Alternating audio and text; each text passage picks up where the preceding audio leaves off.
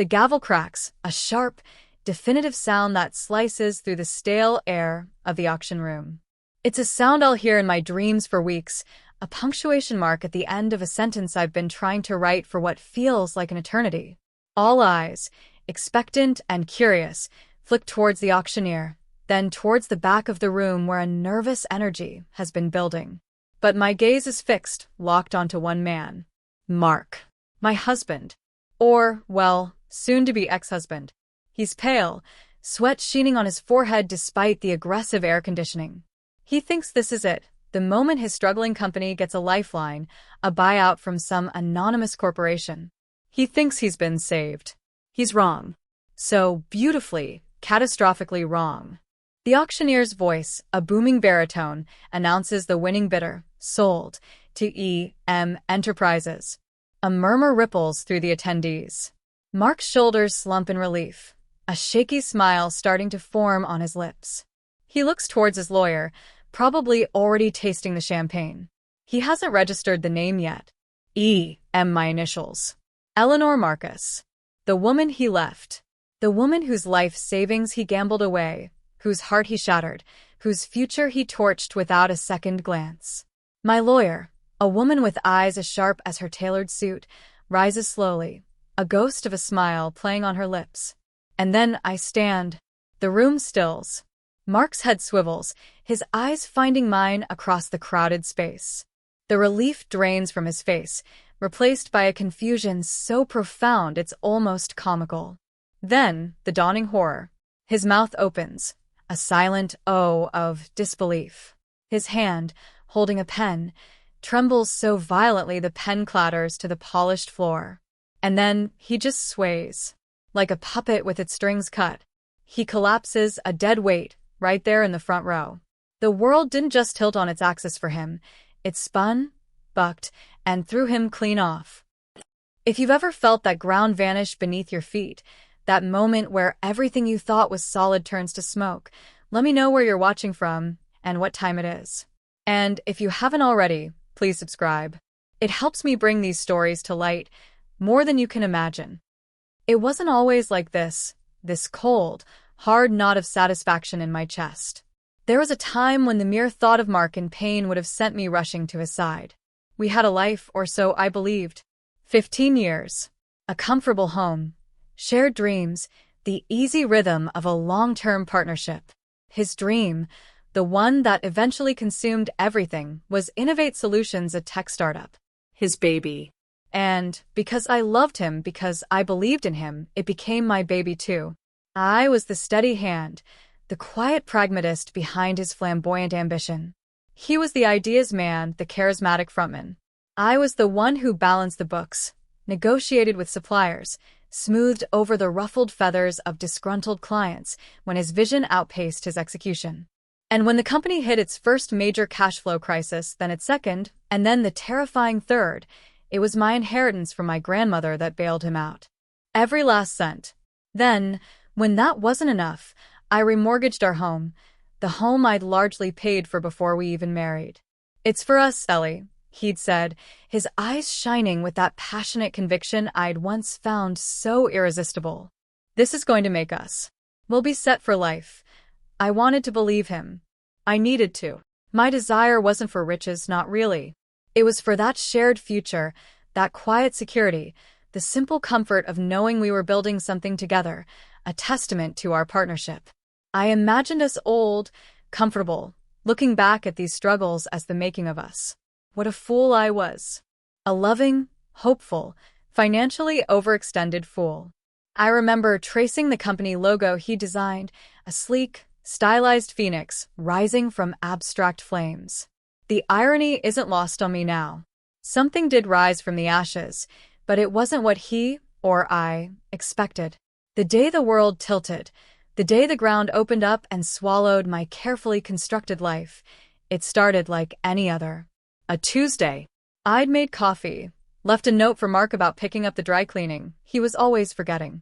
He'd been distant lately, working late, stressed about a new product launch. I attributed it to business pressures, the usual ebb and flow of entrepreneurial life. I was wrong. He came home early that evening, a rare occurrence. No briefcase, no laptop bag. Just him, standing in the doorway of our kitchen, looking like a stranger. There was a hollowness in his eyes I'd never seen before, a chilling lack of the warmth I'd taken for granted for so long. "Ellie," he began, his voice flat, devoid of emotion. "We need to talk." My stomach plummeted. Those are the four horsemen of the emotional apocalypse, aren't they? We need to talk. I sat at the kitchen table, the one we'd bought together on a sunny Saturday years ago, full of hope and cheap wine. He remained standing, looming. "I'm not happy," he said. The cliché hung in the air, stale and insulting. "I haven't been happy for a long time." My mind raced. Was it the business? The stress? Had I done something? Failed him in some way I hadn't perceived? What do you mean, Mark?" I managed, my voice a shaky whisper. "This isn't working," he continued, as if reciting lines from a bad play. "Us. I'm leaving? The word ricocheted around my skull. Leaving where? For how long? It didn't make sense. We were us. A unit. A team. And then came the blow that shattered not just my heart, but my pride, my sense of self, everything. "I've met someone," he said, still in that dreadful, detached monotone. "It's Tiffany, his secretary. The bubbly, overly eager young woman I'd interviewed myself, thinking she'd be a good, efficient addition to the office. The one who always complimented my clothes, who called Mark Mr. Innovate with a giggle. Bile rose in my throat, the sheer, unadulterated gall of it. And then, the final twist of the knife, delivered with the same casual indifference. "The timing is right," he added, as if discussing a business merger. "Now that the company debts are cleared, I can finally make a clean break. Start fresh, the debts. My inheritance. The second mortgage on our home, which was now apparently just my problem." He was leaving me for a secretary right after I'd financially salvaged the very business that was now, presumably, going to fund their new life together. He didn't even have the decency to look ashamed. He just looked relieved, like a man shedding a heavy coat. I was the heavy coat. All those years, all that love, all that sacrifice, reduced to an inconvenience he was finally free of. I don't remember what I said. I think I just stared, the room shrinking, his voice fading into a dull roar. The phoenix from his company logo flashed in my mind, but this time it was my life, my dreams, my heart, all going up in flames. The first few weeks are a blur. A thick, gray fog of grief and disbelief. The silence in the house was the loudest thing I'd ever heard. Every creak of the floorboards, every tick of the clock, echoed the hollowness inside me. Mark moved out with an efficiency that was terrifying. He took his clothes, his gadgets, a few pieces of art he claimed were his. He left behind the detritus of our shared life. The chipped mug I always used, the worn armchair where we'd watched countless movies, the photographs of us smiling, blissfully unaware of the cliff edge we were hurtling towards. His side of the bed remained empty, the indentation slowly fading, like his memory of me. I'd walk into rooms and forget why I was there. I'd start to make 2 cups of coffee, then stop, the gesture a fresh stab of pain. Friends called, their voices a mixture of pity and awkwardness. "I can't believe he'd do that," they'd say. "Especially after everything you did for him." I couldn't believe it either. The financial reality began to sink in with brutal clarity. The mortgage payments, now solely my responsibility, loomed large. The business, Innovate Solutions, which I still technically co-owned on paper due to some initial incorporation documents I'd barely glanced at, was a black box. Mark had always handled the operational finances, especially after my last big bailout. I knew I'd poured money in, but getting a clear picture of its current state, or my actual standing, was like wading through mud. He'd become increasingly opaque about the details in the last year, waving away my questions with "Don't worry your pretty little head about it, Ellie, I've got this." Fool that I was, had let him.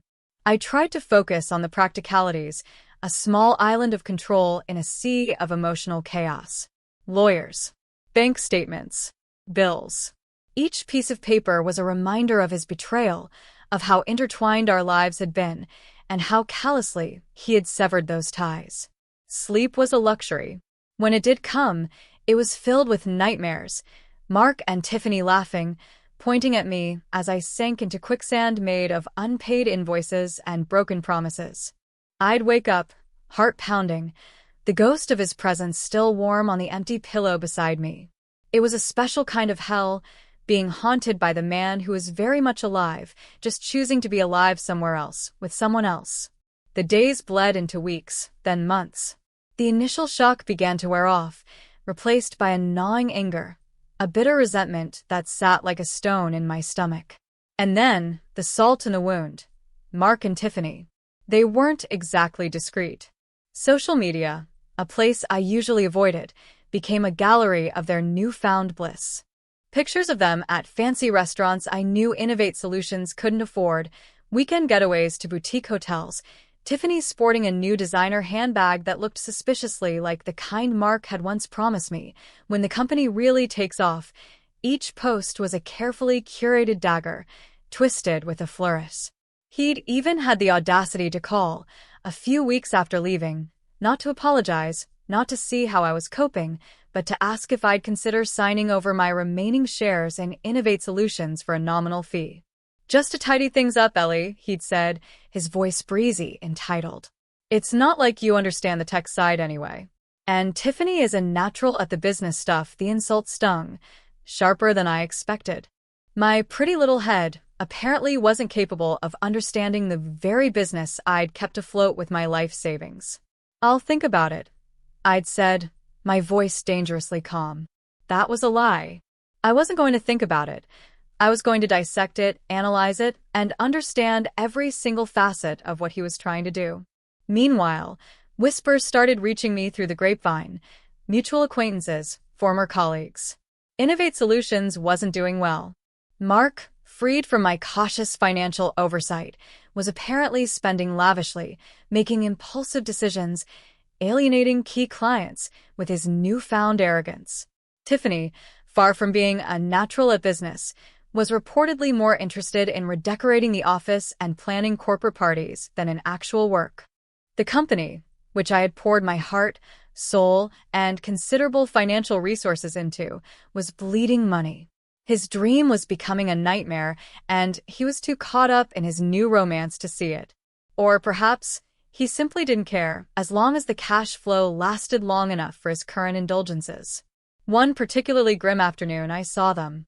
Across the street from my lawyer's office, walking hand in hand, laughing. Tiffany was wearing a vibrant scarf, a beautiful silk thing with a distinctive peacock feather design. My blood ran cold. It was a scarf I'd bought in Italy, a treasured memento from a trip Mark and I had taken years ago, a trip he'd said was one of the happiest times of his life. He must have taken it when he left. And now, she was wearing it, flaunting it, as if it were hers. Something inside me snapped. The grief, the sadness, the feeling of being a victim. It didn't disappear, but it was suddenly overshadowed by a cold, hard rage. A determination. He wasn't just going to destroy my past. He was actively looting it, gifting pieces of it to his new life. And he was destroying the business, the very entity I had sacrificed so much for. The phoenix. It was time for something to rise from these ashes. That scarf. That damn peacock feather scarf. It was a small thing, a piece of silk, but it became a symbol. A symbol of his disrespect, his utter lack of regard for our shared history, for me. The image of Tiffany, preening in my scarf, burned itself into my mind. The sadness that had been my constant companion began to recede, making way for a chilling clarity. He wasn't just a man who had fallen out of love with me.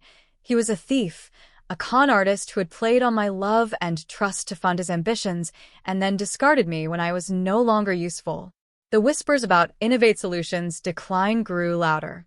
Mark, it turned out, was a brilliant ideas man but a terrible manager of day-to-day operations and finances, especially without my steadying influence. He was all flash, no substance. He was running it into the ground, and fast. An idea began to form, a tiny, audacious spark in the darkness of my anger. What if I could use his incompetence against him?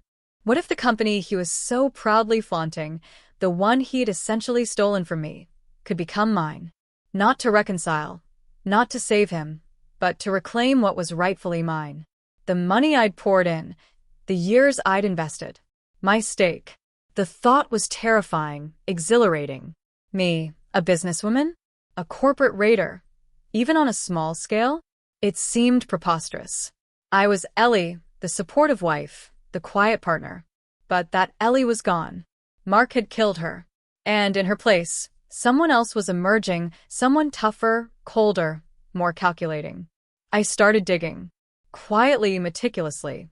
I still had copies of old financial statements, incorporation papers. I remembered names of suppliers, creditors, disgruntled former employees Mark had dismissed. I began to piece together a picture of Innovate Solutions' true financial health, or rather, its rapidly deteriorating condition. He was leveraged to the hilt, missing payments, desperately seeking new investment that wasn't materializing because anyone doing due diligence could see the writing on the wall. He was a sinking ship, and he was too arrogant, too blinded by Tiffany's sycophantic praise, to see it. My lawyer, initially skeptical, became intrigued as I laid out my findings. "It's audacious, Eleanor," she'd said, a slow smile spreading across her face. "But it might just be possible. If he defaults on certain loans, if his creditors get nervous enough to force a sale." The plan was high risk. It would require capital, nerves of steel, and a willingness to play a game I'd never played before. But the image of that peacock scarf, the memory of his cold dismissal, fueled me. This wasn't just about money anymore. It was about justice. It was about taking back my power, a power he had so casually stripped away. The old Ellie would have shrunk from such a confrontation. The new Eleanor? She was just getting started. The path to even attempting such a thing was a minefield. Every step was fraught with risk. What if Mark got wind of it? His ego was colossal. He'd fight dirty, I had no doubt. What if my financial assessments were wrong, and he managed to pull another rabbit out of the hat, secure another investor at the last minute?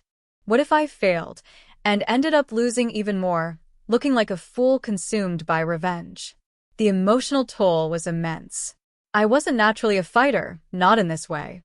I preferred quiet resolution, compromise. But Mark had pushed me into a corner, left me with no other weapons but his own tactics, ruthlessness, calculation. There were nights I'd lie awake, staring at the ceiling, the weight of what I was contemplating pressing down on me. Was this who I wanted to become? Someone who found a grim satisfaction in another's downfall, even if that person was Mark? The old me, the Ellie who believed in love and loyalty, whispered doubts in my ear. But then I'd remember his face, so devoid of care as he told me he was leaving. I'd see Tiffany, twirling in my scarf. And the cold resolve would harden again. I started to liquidate some assets I still had in my own name, stocks, a small piece of land I'd inherited separately. I lived frugally, obsessively, channeling every spare penny into a war chest. My lawyer introduced me to a forensic accountant, a quiet man with eyes that missed nothing. Together, we delved deeper into Innovate Solutions' precarious finances. The picture that emerged was even worse than I'd suspected. Mark was a walking disaster, propping up the company with short-term, high-interest loans, shuffling money between accounts, a classic case of robbing Peter to pay Paul. He was desperate, and desperate men make mistakes. There was a moment, a heart-stopping week, when it looked like he might actually pull it off. Rumors flew that a venture capital firm was interested, impressed by his sales pitch, his charisma. I felt sick. All this planning, this emotional turmoil, for nothing. I almost gave up. Almost. Then, the news came. The VC firm had pulled out. Their due diligence had, unsurprisingly, revealed the gaping holes in Innovate's finances, the chaos behind Mark's confident facade. He was back to square one, only deeper in the mire. That was when my lawyer found the opening. One of Mark's largest, most impatient creditors was threatening to call in their loan, a move that would trigger a cascade of defaults and almost certainly force a sale of the company's assets to recoup their losses. Or, if we were strategic, force a sale of the entire distressed company for pennies on the dollar. The risk was still there. We'd be bidding against other potential buyers who smelled blood in the water. But now, there was a clear path, a tangible possibility. The decision was no longer abstract. It was real, immediate.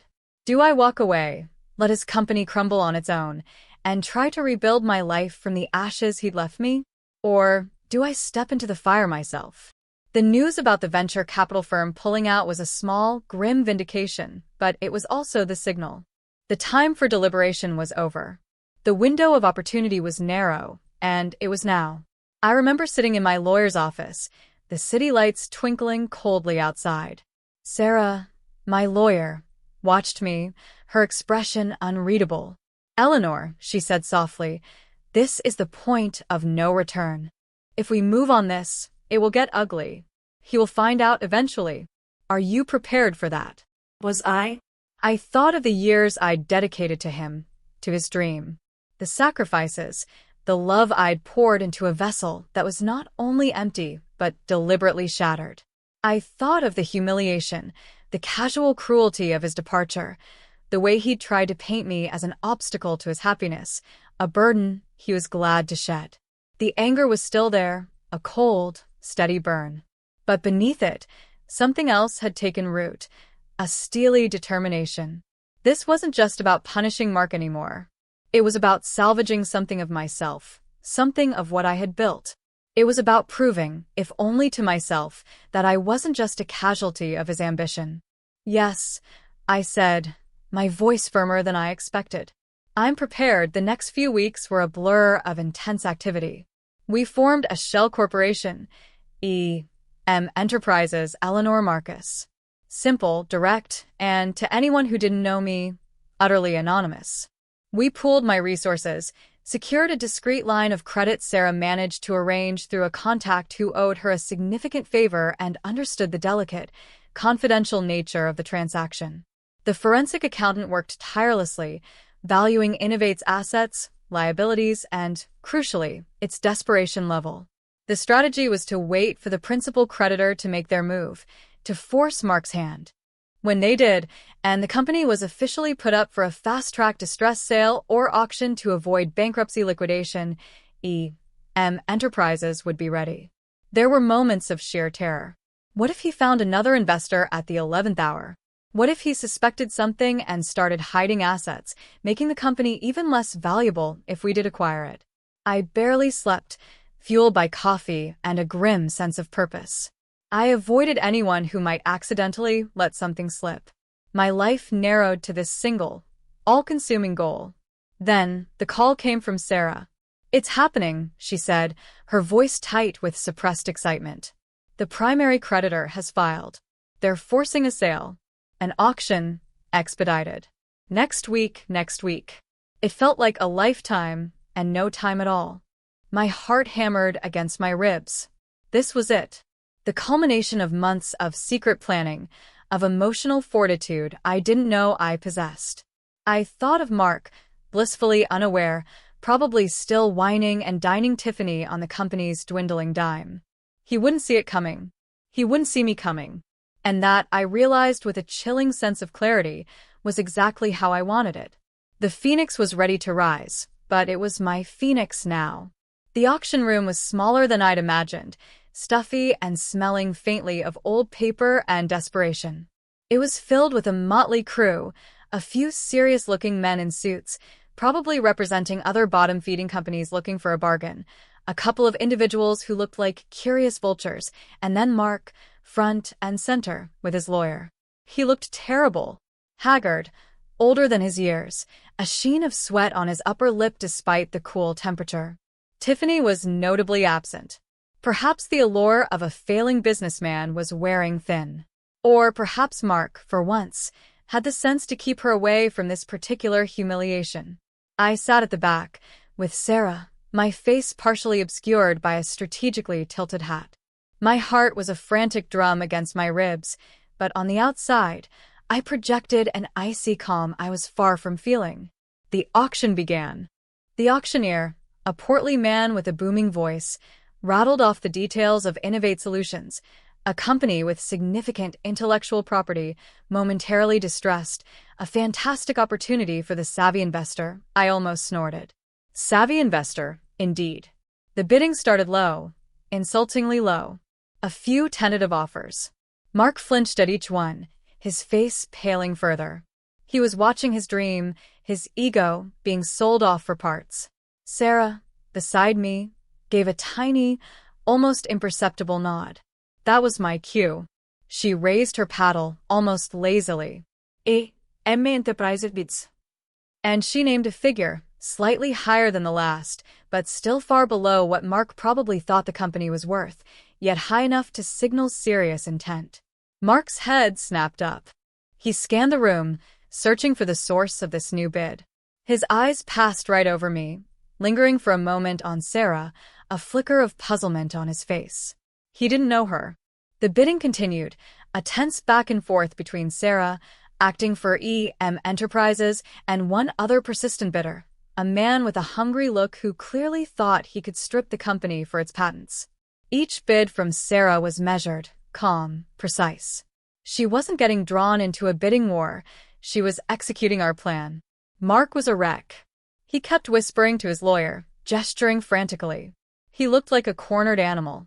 The other bidder finally hesitated, then shook his head, dropping out. The auctioneer looked to Mark. "Any further instructions from the debtor?" he asked, a hint of impatience in his voice. Mark's lawyer whispered something back, then shook his head. They were out of options. They had to accept the highest bid on the table. "Going once," the auctioneer called, his gaze sweeping the room. Silence. "Going twice." My breath hitched. This was it. This was the precipice. Mark stared straight ahead, his expression blank, defeated. "Sold." The gavel cracked, the sound echoing like a gunshot in the sudden stillness. "To EM Enterprises." A wave of nausea washed over me, followed by a strange, hollow triumph. It was done.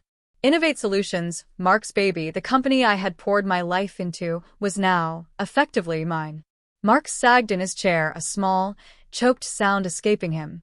He looked relieved, in a perverse way. He thought some anonymous corporation had bought him out, probably for a song, but at least the bleeding had stopped. He thought he was free to walk away, perhaps with a pittance, but with his skin intact. He had no idea. Sarah rose slowly, majestically. She adjusted her jacket. "Mr. Auctioneer," she said, her voice clear and carrying easily across the room.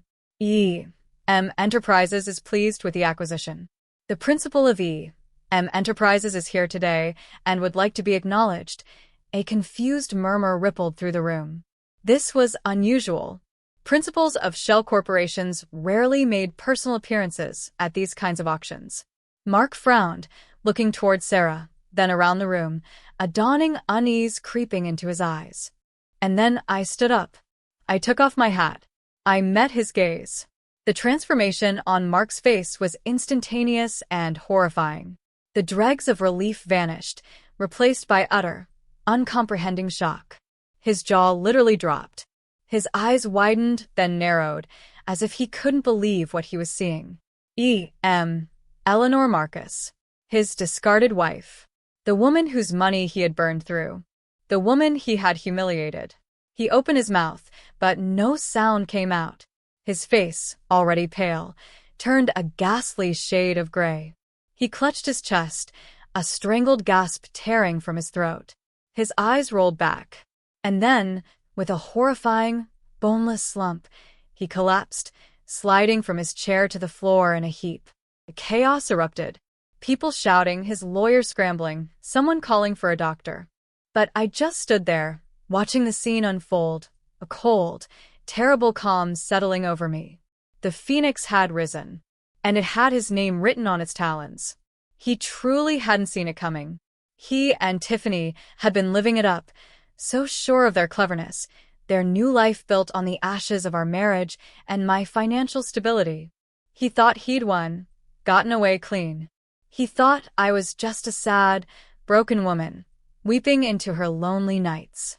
He never imagined I could be strategic, ruthless. He never imagined I could beat him at his own game, in his own arena. He wasn't just losing his company. He was losing face, his reputation, his carefully constructed narrative of being the brilliant innovator. And Tiffany? I had a strong suspicion she wouldn't be rushing to the side of a publicly humiliated, financially ruined, and now apparently physically collapsing man. My victory wasn't just karma passively striking him down. It was a carefully orchestrated checkmate.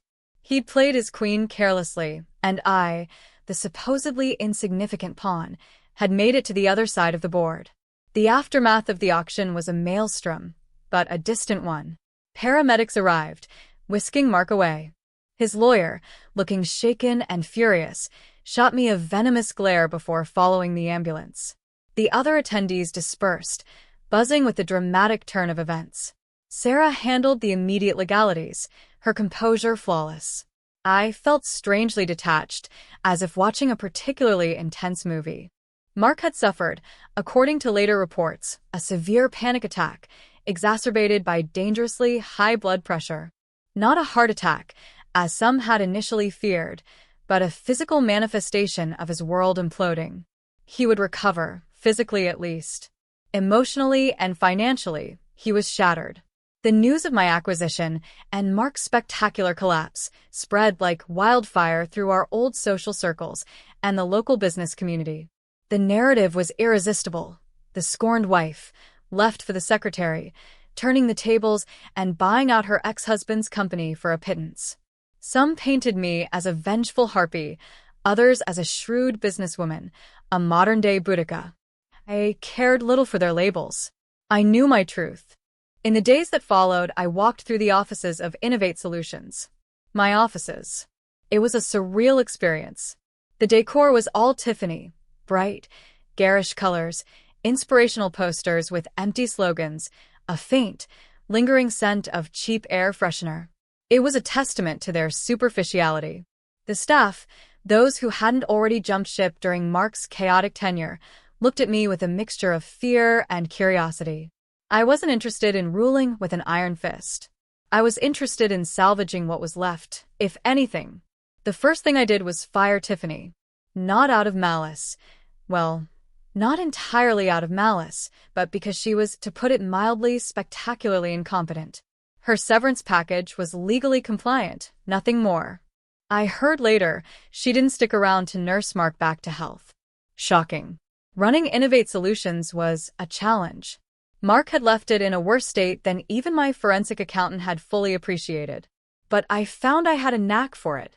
The quiet pragmatism, the attention to detail he'd always dismissed as me not understanding the big picture, were exactly what the company needed. I brought back some of the key people Mark had alienated. I renegotiated with creditors. I cut the frivolous spending. Slowly, painstakingly, I began to turn the ship around. It wasn't about him anymore. It was about me, about building something solid and real from the wreckage. There was a quiet satisfaction in it, a sense of purpose I hadn't felt in years. The anger faded, replaced by a kind of weary peace. The victory was bittersweet. I had my pound of flesh, perhaps more.